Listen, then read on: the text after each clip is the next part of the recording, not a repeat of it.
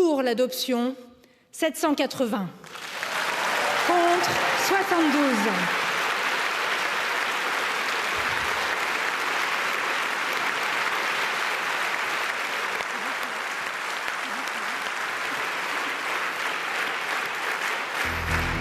Aujourd'hui, c'est une étape fondamentale qui restera dans l'histoire.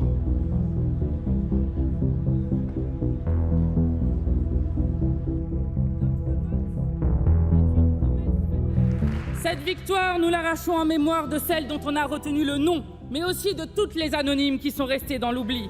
Nous sommes en 1972 et elle se sent encore bien seule, Gisèle Halimi, dans ce prétoire, lorsqu'elle plaide pour la liberté et pour le droit. Nous sommes aujourd'hui le 4 mars 2024 et Gisèle Halimi n'est plus seule.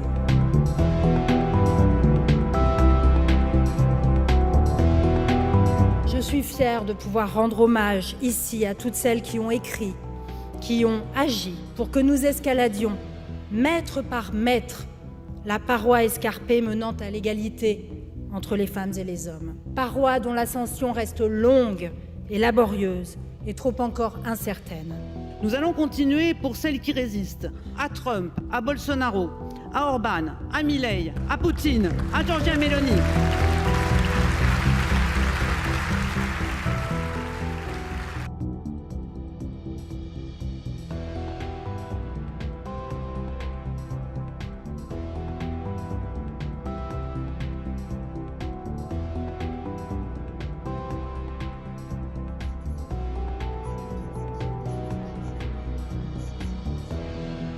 Pour l'adoption, 780.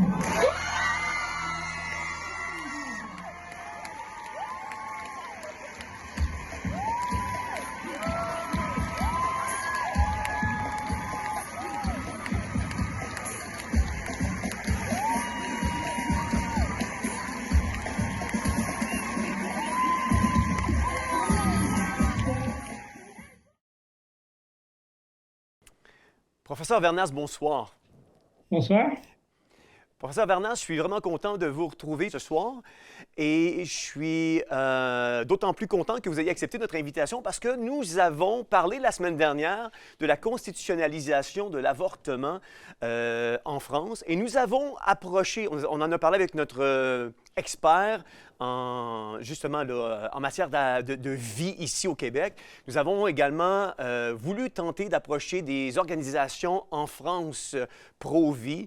Elles ont tous décliné notre demande de venir en ondes pour pouvoir nous partager de cette nouvelle-là en France, à cause justement de l'actualité qui bat son plein sur le sujet en France et nous avons trouvé ça un peu étrange. C'est pour ça que nous avons fait appel à vous. Vous êtes notre correspondant en France pour avoir le pouls de ce que la France vit à travers cette constitutionnalisation de l'avortement dans le pays de la France. Et vous savez, professeur Vernas, après 50 ans de combat depuis l'adoption de la loi Veil en janvier 1975, l'avortement est entré la semaine dernière dans la Constitution française, de loin par un vote totalement dominé et majoritaire, devenant ainsi la France, le premier pays à travers le monde à mettre l'avortement dans sa constitution. Quand vous avez regardé la vidéo qu'on vous a montrée, quelles ont été vos impressions par rapport à cette vidéo-là?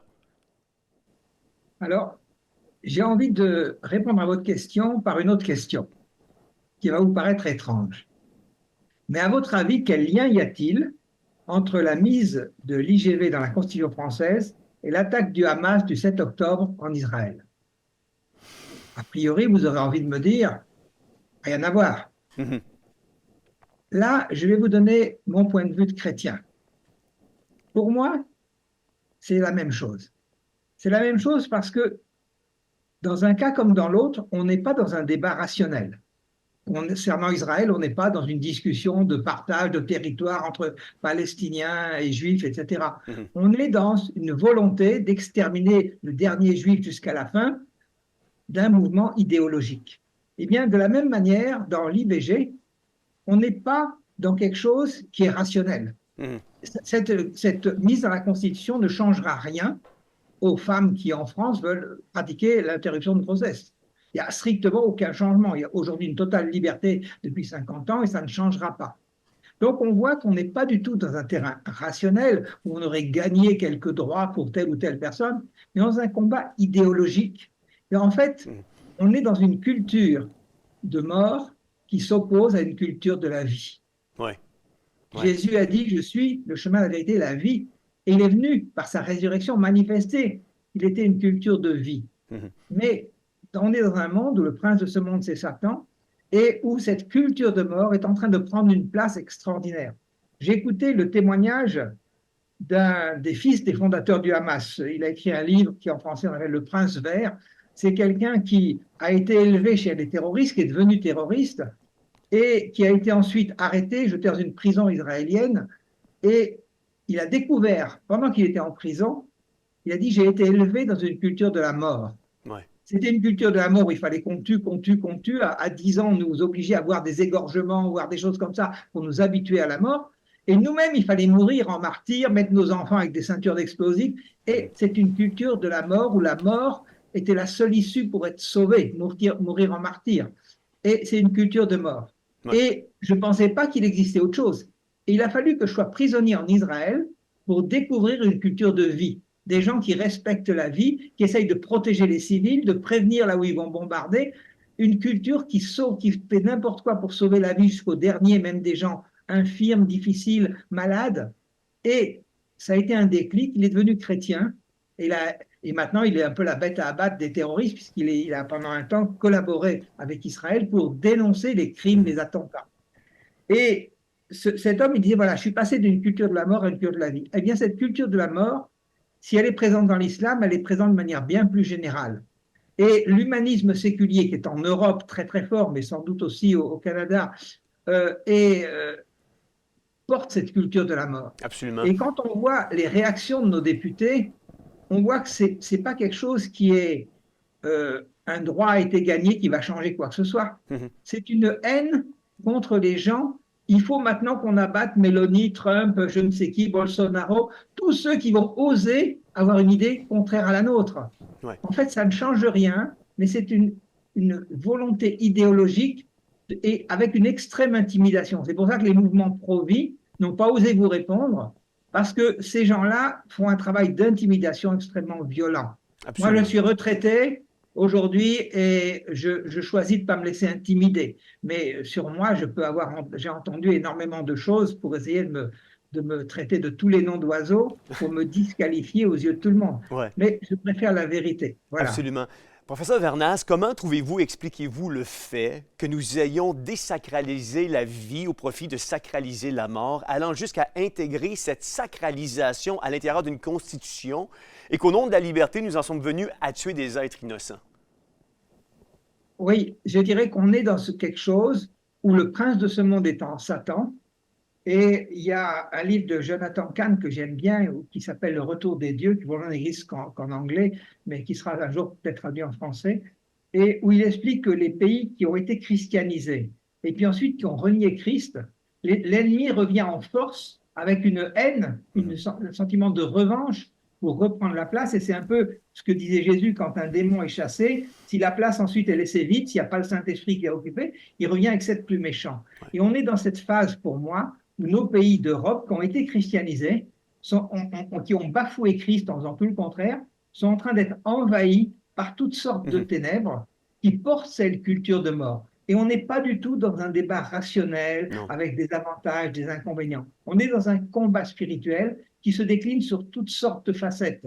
Ouais. Et où, dans ce combat, on ne peut pas aligner un argument pour, contre, écouter un psychologue qui parlerait de ce que ça fait comme traumatisophabe, et dans l'autre sens, les difficultés de femmes enceintes qui ont une situation précaire. Non, on n'est pas du tout dans ce discours-là. On est dans une idéologie qui veut écraser tous ceux qui ont une pensée différente, qui s'opposent à l'hédonisme et à cette culture de mort. Absolument. Et ça va se traduire dans d'autres lois, parce qu'à peine celle-là était finie, le même jour d'ailleurs, il y avait une loi le 4 mars, juste quand l'Assemblée avait voté, bon après le 8 on a fait la fête pour fêter l'IVG dans la Constitution, ce qui est une horreur pour Dieu, mais le 4 mars il y avait une autre loi qui visait à sanctionner tous ceux qui oseraient s'opposer au narratif médical officiel.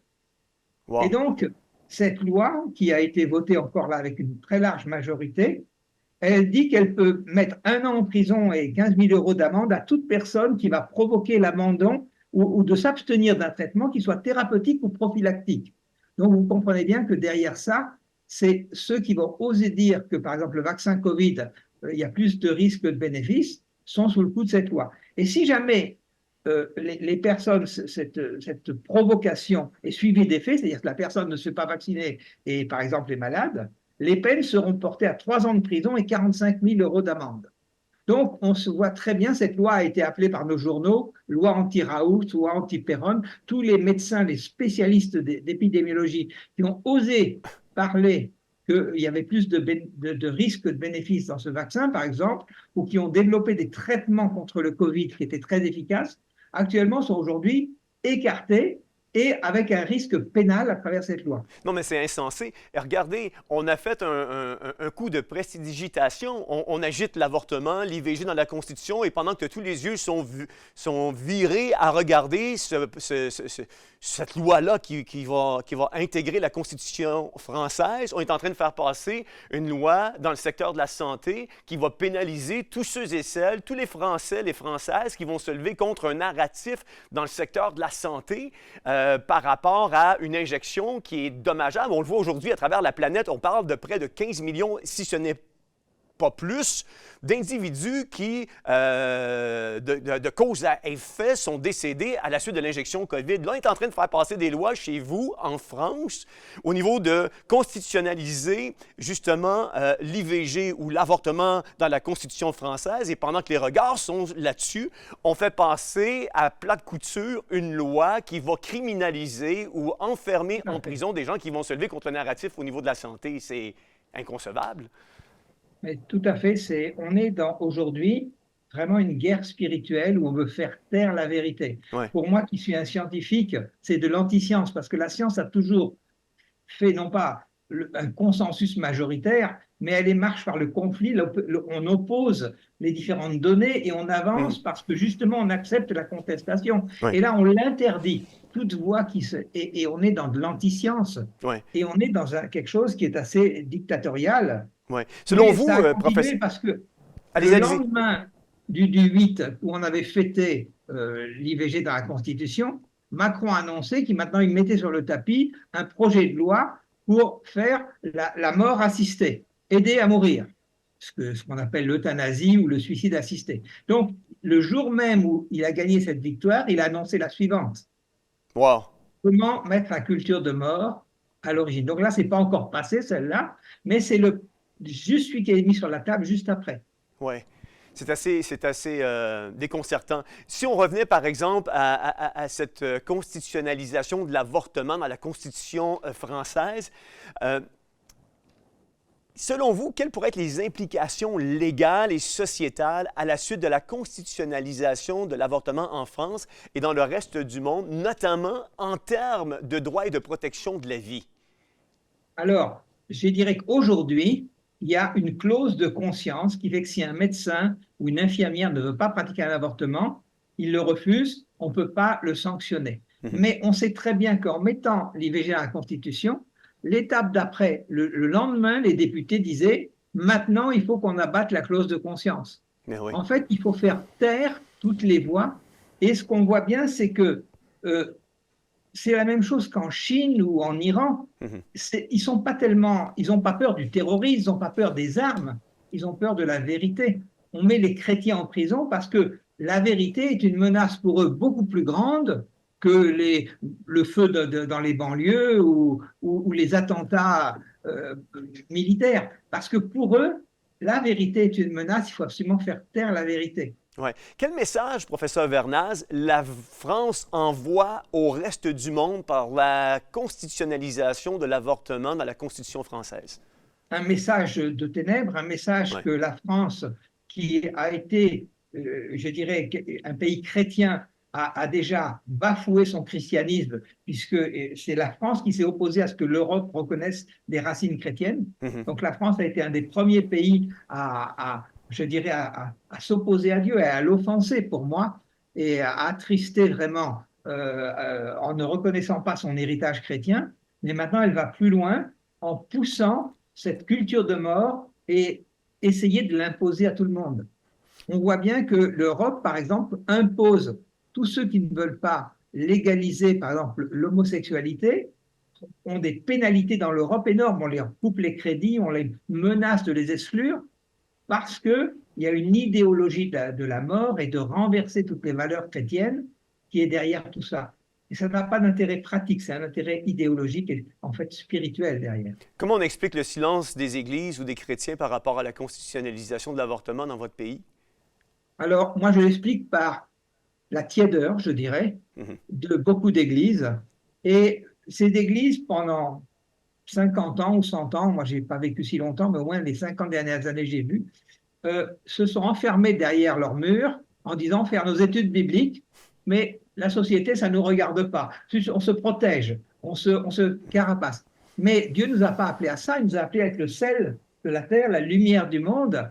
Et je pense que les chrétiens sont complètement désemparés, n'ont pas d'idées sur les sujets économiques, sociétaux, philosophiques, moraux, sur la justice, alors que la Bible nous donne des clés pour tous ces éléments de vie. Ouais. Et le chrétien devrait être le sel et la lumière, et très souvent, on n'a pas été ça. On a mis nos petites lumières sous le boisseau dans nos églises. Et face à la grosse intimidation qu'il y a aujourd'hui, c'est très, très difficile de sortir de ce statu quo. C'est très difficile d'être une voix qui s'exprime, parce que l'intimidation est très violente. Mais justement, vous parlez d'intimidation puis de difficulté à sortir depuis cette constitutionnalisation-là. Quelle stratégie maintenant les organisations pro-vie ou les chrétiens peuvent-ils adopter à contrecarrer l'avortement, étant donné qu'elle est maintenant constitutionnalisée dans votre Constitution? Alors, je ne crois pas grand-chose qu'ils peuvent faire. Et je finirai, je ne sais pas combien de temps il nous reste, mais je voudrais dire encore un mot avant de conclure. Et dans la conclusion, je dirais quelle est la position du chrétien face à ça. Et là, je ne serai plus dans la position d'une association pro-vie.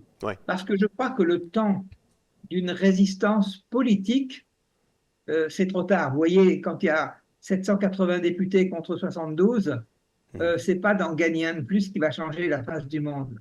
Donc, pour moi, on est dans un domaine où les choses vont se durcir de manière extrêmement difficile pour l'Église. Et la preuve en est, c'est qu'il y a un nouveau projet de loi, enfin même, ce n'est pas un projet de loi, c'est une loi qui a été aussi passée en catimini le 7 mars, c'est-à-dire la veille du jour où l'IVG a été proclamé. Donc tout ça, on agitait très fort quelque chose pour cacher d'autres lois liberticides. Et cette loi, elle sanctionne tout propos dit discriminatoire dans la sphère privée. Écoutez-moi bien, dans la sphère privée. L'injure et la provocation non publique à la discrimination, à la haine en raison de la race, du sexe, de l'orientation sexuelle ou du genre pourrait bientôt constituer un délit puni d'une amende de 3 750 €, qui peut monter à beaucoup plus si c'est répété. Ça veut dire que si je vous invite à manger et que je vous dis que je suis très triste que ma nièce veut changer de sexe parce que et que je trouve ça très triste et que je prie pour elle pour qu'elle ne le fasse pas, et que vous me dénoncez, je risque une très grosse amende. Et si ça arrive 3 fois, je vais aller en prison. Voilà actuellement le projet de loi pour faire taire. Et pour moi, on est vraiment en train de franchir un seuil parce que déjà d'interdire de parler dans le public, c'est dramatique, on n'est plus en démocratie. Mais abolir la frontière entre le public et le privé est une caractéristique du totalitarisme le plus total. On veut vraiment faire taire. Donc je pense que le chrétien, il n'est plus dans une action où il pourra politiquement, à travers les associations pro-vie, être très efficace. Notre position, ça va être de briller dans les ténèbres. Absolument. Ça va être des gens qui ne se laissent pas intimider. Chacun, le chrétien, ne veut pas imposer son point de vue aux autres. Je ne veux pas interdire aux gens de se faire avorter. Dieu nous laisse libres. Il nous met le choix entre la vie et la mort. Bien sûr, il nous pousse avec amour en disant « choisis la vie ». En fait, tu es libre. Et moi, je veux laisser les gens libres. Mais par contre, notre responsabilité, c'est de continuer à briller pour dire aux gens « voilà, vous avez 2 choix entre la vie et la mort. Choisis la vie ». Absolument. Et à cause de ça, on risque d'être fortement persécuté. Mais l'apôtre Jean disait au chapitre 9, verset 4, « Il nous faut accomplir les œuvres de celui qui m'a envoyé tant qu'il fait jour. La nuit vient où plus personne ne pourra travailler. Aussi longtemps que je suis encore dans ce monde, je serai la lumière du monde. Amen. Je pense que tous les chrétiens solides doivent se mettre dans cette même position que l'apôtre Jean, Absolument. en disant, peu importe l'intimidation, moi je veux que la lumière brille dans les ténèbres, pour que les gens gardent un choix de choisir la vie ou la mort. Absolument. Être libre, Dieu vous laisse libre, mais choisissez la vie. Professeur Vernaz, merci beaucoup d'avoir accepté notre invitation, d'être avec nous, d'échanger sur ces projets de loi qui, aujourd'hui, est en train de faire plonger pas juste la France, mais tous ces pays occidentaux dans un totalitarisme sans précédent. Merci d'avoir pris le temps d'être avec nous et de partager vos opinions par rapport à tout ça. Avec plaisir. Que Dieu vous bénisse. Vous également. Bonne fin de soirée. Vous savez, nous vivons l'accomplissement de prophéties bibliques sous nos yeux. Nous vivons une ère excitante malgré ces mauvaises nouvelles qui ne cessent de s'accumuler les unes après les autres. Nous vivons une époque où nous valorisons la mort et méprisons la vie. Nous vivons une époque où nous sommes en train de remplacer la liberté par un totalitarisme sans précédent. Nous vivons dans une époque où la persécution de l'Église dans nos pays occidentaux est imminente. Et nous devons adresser ce sujet et de préparer l'Église du Seigneur Jésus à y faire face. Il en est de notre devoir. Nous vivons dans une époque où la référence du bien est devenue mal et où la référence du mal est devenue le bien.